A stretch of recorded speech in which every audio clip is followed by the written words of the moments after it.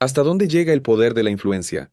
Películas, libros y juegos son frecuentemente señalados como detonantes de comportamientos violentos, pero ¿esas cosas realmente son influenciadoras o existe un problema de carácter en aquellos que dicen ser los influenciados? Si una persona, aún en la infancia, ya confesaba sentir ganas de matar, el acto del crimen pudo haber ocurrido por uno de esos influenciadores.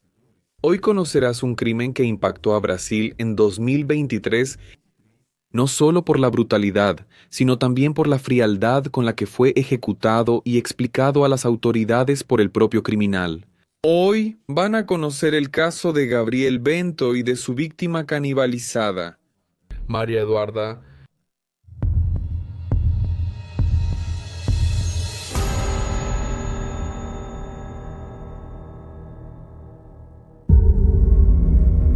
María Eduarda Silva Barreto nació en 2006 en Río de Janeiro. En el año 2023 ella tenía 17 años y estudiaba en el último año de la preparatoria en el Colegio Estatal Dr. Newton Alves, en Atafona, São João da Barra. María Eduarda era una joven común, simpática, de familia, humilde, que le gustaba hacer amigos y salía con un chico llamado Lucas Souza, de 16 años. A ella le encantaban los casos criminales y las historias de asesinos en serie, y fue justamente eso lo que la acercó a su compañero de colegio, Gabriel da Conceição Bento, de 18 años.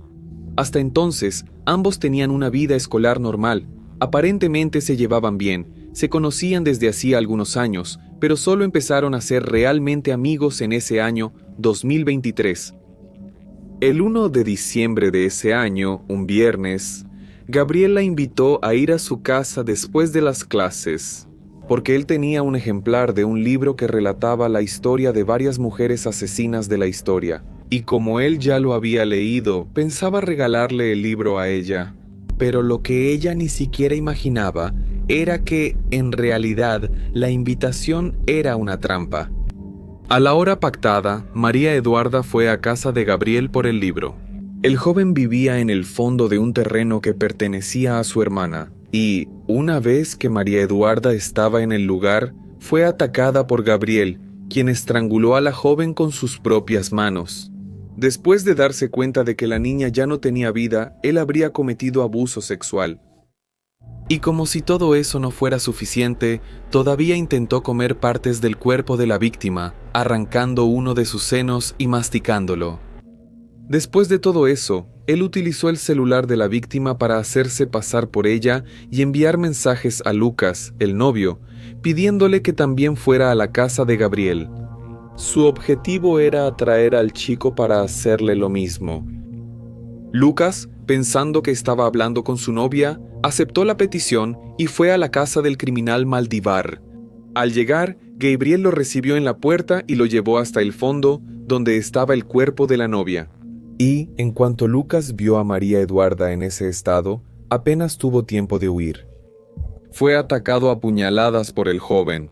Mientras luchaba por su vida, recibiendo puñaladas en la espalda, el cuello, los brazos y las manos, Lucas gritaba pidiendo ayuda. Y fue entonces cuando la hermana de Gabriel, que estaba en la casa de enfrente, escuchó los pedidos de auxilio y fue a ver qué estaba pasando. Al llegar al lugar, ella vio, a través de una ventana rota, que Lucas estaba cubierto de sangre. Él había logrado librarse de Gabriel, se encerró en un cuarto y rompió la ventana para intentar escapar. Pero como la ventana tenía una reja de protección, él quedó atrapado adentro. Y yo escuché al niño rompió la ventana y gritó auxilio, auxilio. Entonces en ese mismo momento, descalza y todo, agarré la escoba, salí corriendo y empecé a romper la ventana y a querer forzar la puerta, diciéndole que la abriera. Todo ensangrentado, ¿verdad? Con el rostro cortado. Esa escena horrible. Y él estaba sosteniendo el cuchillo, creo, ¿no? Creo que logró quitarle el cuchillo de la mano a mi hermano y pudo, ¿verdad?, pedir ayuda desde el cuarto. Se encerró. El niño dijo, esa hermana quiere matarme. Entonces salí con él, ¿verdad? Fuimos a la terraza y le dije, ¿por qué hiciste eso? ¿Por qué hiciste eso? Entonces él dijo, no sé, si pudiera regresar en el tiempo. La policía fue llamada y Gabriel fue arrestado ahí mismo en el lugar. Pero eso solo sucedió después de que él fuera agredido y casi linchado por los vecinos y la gente del lugar, indignados por el crimen. Lucas fue llevado al Hospital Ferreira Machado, donde permaneció internado y tuvo que someterse a algunas cirugías. La lesión más grave que sufrió fue un corte en el rostro, en la zona de la mejilla, que tuvo que ser reconstruida. Por 4 días recibiendo el alta el 5 de diciembre la policía. Y digo solo porque para lo que él pasó podría haber estado mucho más tiempo hospitalizado, o, en el peor de los casos, ni siquiera saliendo de esa casa con vida.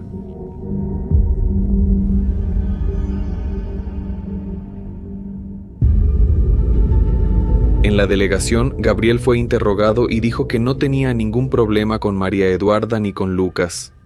Afirmó también no tener ningún sentimiento por ella, pero cuando le preguntaron sobre la motivación del crimen, dijo que desde niño pensaba en quitarle la vida a alguien para saber cómo era. Entonces, simplemente aprovechó la oportunidad. Todo el tiempo se mostró frío y sin ninguna señal de arrepentimiento. Cuando le preguntaron por qué había intentado quitarle la vida a Lucas, alegó que vio en el teléfono de María Eduarda que ella le había avisado a su novio que iría a su casa para recoger el libro. Entonces, por miedo a ser descubierto, decidió quitarle la vida a Lucas también. La delegada responsable de la investigación, Madeleine Dickman, dijo en una conferencia realizada el día del crimen que, según la familia, Gabriel era un joven tranquilo, pero que había cambiado después de la pandemia. Preguntando a los familiares si había algún historial previo de violencia por parte de él. La hermana, que incluso ayudó a salvar la vida de la segunda víctima, dijo que él era un chico tranquilo, pero que después de la pandemia se volvió muy callado, muy reservado. Empezó a jugar GTA, se volvió muy asiduo al juego de GTA. Y que eventualmente, si algo en la escuela le desagradaba, él decía, quiero matar a esa gente. Pero la familia nunca creyó que eso fuera verdad. Hay información que aún no se ha presentado formalmente en el expediente, pero de que este chico ya fue investigado por un intento de masacre en esa escuela, en São João da Barra. Él negó eso en su declaración. Pero en el lugar, policías militares escucharon a personas diciendo que hubo una información generalizada, que un día incluso llegó a faltar. Personas faltaron a clases y a ese tipo le imputaron. Le habrían imputado un mensaje colocado en el grupo. Él lo negó, dijo que eso era una noticia falsa y que lo decían porque él era muy callado. Pero el hecho es que la hermana no confirma que él de vez en cuando decía que tenía ganas de matar personas. Incluso, en una entrevista informal justo después de la declaración, él dijo lo siguiente, que en un momento de su vida él tenía un gato al que quería mucho.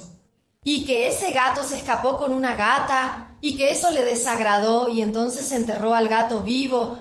Entonces, así notas que es una persona que tiene algún desequilibrio emocional, pero ese desequilibrio emocional no está comprobado, así que en este momento no puedo decir que exista ese desequilibrio. Eso será un hecho investigado en sede judicial y él será procesado, como mencioné, por esos delitos que fueron mencionados. Él también se declaró incendiario. La policía lo denunció como una persona incendiaria. Él dijo que cuando podía aliviar su presión, buscaba casas deshabitadas, les prendía fuego a los pobres, prendía fuego a electrodomésticos y también a cartón. Pregúntale eso a la familia lo desconoce. Entonces, así es, también existe eso, tenemos que investigar mucho. Lo que es verdad en su declaración, porque él es bastante frío al existir, al dar su testimonio, en ningún momento duda de su participación, de su intervención. Incluso hay una tendencia, hay estudios que muestran que las personas que cometen crímenes de esta manera intencional, les gusta toda la publicidad que existe a partir de su arresto. Entonces, todos estos hechos deben ser analizados a fondo. Entonces, este problema colectivo es preliminar y probablemente, como ya dije, esta investigación aún continuará en la sede de la policía. En esa misma conferencia, la delegada también explicó el motivo por el cual el caso no fue reconocido como feminicidio. Este no es un crimen de feminicidio porque no lo fue. Era una violencia de género. Él quería matar a alguien. Y la elegida fue la víctima de 17 años. Pregunté si había un motivo específico para que fuera ella. Él dijo que no le gustaba ni le desagradaba a ella, pero que a ambos les gustaban las historias de asesinos seriales. Incluso el libro que fue incautado en su casa era un libro sobre asesinos seriales que a ellos no les gustaba. Según la información, a ellos les gustaban las historias policíacas y, de hecho, ambos dijeron que querían ser investigadores de la policía civil. Entonces, ese día, él mató a la víctima de forma premeditada a través de una emboscada, asfixió a la víctima. ¿Y el crimen? Con respecto al novio de la víctima, nos damos cuenta de que él también llamó al novio para una emboscada. Solo que en este caso fue para garantizar la inmunidad, porque en el momento en que vio que ese mensaje llegó al teléfono del chico, él sabía que toda esa historia que había planeado saldría a la luz. Con respecto a la información de que la hermana de Gabriel afirmó que el joven jugó mucho GTA durante la pandemia, puede despertar la idea en algunas personas de que el juego pudo haber influenciado en su actitud. Y para que entendamos un poco mejor sobre esto, voy a dejar aquí un fragmento rápido de la entrevista que la doctora Rosángela Monteiro le dio a Beto Ribeiro en 2024, hablando sobre el caso y resaltando este tema. Siempre estamos siendo bombardeados por una serie de cosas. Claro que respondes de una manera todo eso que estás viendo. Películas extremadamente violentas, juegos de internet, juegos violentos, de muerte, de sangre, libros. Entonces, ¿quiere decir que ya tienes una personalidad para matar, para hacer ese tipo de cosas? No necesariamente. Puedes tener interés por todo eso, que es un tema fascinante para mí, pero puedes irte por un camino totalmente diferente. Quiero estudiar esto, quiero combatirlo, quiero entender por qué sucede para poder realmente tomar una actitud. Quiero tener una profesión y una función. En el mundo de la criminología y criminalística trabajo para evitar que esto ocurra y poder aclarar a las personas. La reacción puede ser totalmente diferente. Simplemente va a suceder. Este libro me influenció porque ella ya tiene una personalidad que se deja influenciar por ese tipo de libro, que se deja influenciar por esas cosas que pasan en la telenovela. ¿Y la televisión? Televisión, gente, ya llegué a la conclusión. Libro, televisión, teatro, telenovela, serie. ¿Saben? A veces ni siquiera es tan cruel como lo es la realidad. La realidad es ilimitada. No tiene límites. En una ficción dices, no, eso es mucho. Demasiado para. Entonces, él fue influenciado por el juego de la... Él fue influenciado porque tiene una personalidad que se deja influenciar. O vívelo de otra forma. Porque millones de personas ven la misma telenovela, la misma serie, la misma película, leen las mismas cosas. ¿Cuántos miles y miles de personas les gusta ese tema? True crime, ¿les gustan libros así? Y no salen a matar. Es lo mismo con la fantasía. El hecho de que fantasees con algo no significa que lo vayas a hacer. Es muy diferente. El individuo que fantasea y luego efectivamente lo realiza es otra historia. El nivel de crueldad señalado por las investigaciones plantea dudas sobre el estado psicológico del sospechoso. En la escuela hubo un tiempo en que él estaba muy callado, aislado y no hablaba con nadie. La directora, ¿verdad?, de la escuela dijo que él necesitaba un acompañamiento psicológico, pero él no quiso, ¿verdad? Él no quiso. Nosotras le decíamos, ve, es mejor que vayas, ¿verdad? Para que puedas contar lo que sientes, esas cosas. Entonces fue, pero él no quiso. Así que lo dejamos porque empezó a mejorar. No sabemos si todo lo que él hizo fue fingido, si todo, pero no lo parecía. Las sonrisas que él daba aquí en la casa eran espontáneas. No parecía que fueran fingidas. Entonces la familia se queda en shock porque ese no es el Gabriel que conocíamos. Hubo personas que llegaron a especular que Gabriel y María Eduarda habían tenido una relación y que tal vez la ruptura lo habría motivado a cometer el acto. Pero esa información fue completamente desmentida, ya que se comprobó, después de las investigaciones, que ellos nunca tuvieron ninguna relación amorosa. Todo lo que se relató al inicio de este caso fue exactamente lo que Gabriel había confesado en la comisaría, pero los exámenes de la necropsia presentaron algunas contradicciones. Según los exámenes, María Eduarda fue estrangulada con algún tipo de cordón o cable.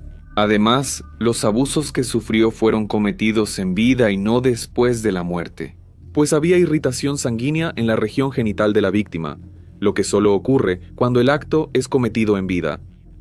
En la pericia realizada en el lugar del crimen, se encontró y se incautó el libro que él había prometido darle a María Eduarda. Además, se encontró un cepillo eléctrico para el cabello y el cable del cepillo era compatible con la lesión en el cuello de ella. Según las investigaciones, el crimen fue premeditado y tal vez Gabriel compró el libro solo para atraer a María Eduarda. También se planteó la hipótesis de que él ni siquiera tenía interés en true crime. Utilizó eso solo como una forma de ganarse la confianza y admiración de su futura víctima y así poder cumplir su deseo insano de quitarle la vida a alguien. Sobre el interés en quitarle la vida a Lucas, no existe un análisis técnico de los motivos que llevaron a Gabriel a hacer eso. Pero la cuestión de que él alegó que tenía como objetivo encubrir el crimen no tiene sentido, ya que así tendría 2 homicidios que ocultar. Gabriel, ya mayor de edad cuando cometió el crimen, pasó a responder por homicidio triplemente calificado, incluyendo violación, pues fue confirmado por la pericia que los abusos ocurrieron con la víctima aún con vida, homicidio y vilipendio de cadáver por haberle mutilado el seno. Además de también responder por lesiones corporales graves, con intento de homicidio contra Lucas. Desafortunadamente, hasta hoy, casi 2 años después del crimen, Gabriel aún espera juicio. Si sucede este año, les traeré las actualizaciones tanto aquí en la pestaña de comunidad como en Instagram, @Archivo Misterio, además de incluirlo en el video de actualizaciones del año que publico cada diciembre. María Eduarda fue sepultada el sábado, 2 de diciembre de 2023, en el cementerio San Juan Bautista, en San Juan da Barra. El velorio se llevó a cabo en la Capilla Santa Teresina, en la Villa Esperanza, en Atafona. Amigos y familiares acompañaron la ceremonia fúnebre pidiendo justicia durante todo el cortejo, realizado hasta el cementerio. Justicia, esa que hasta hoy sigue siendo esperada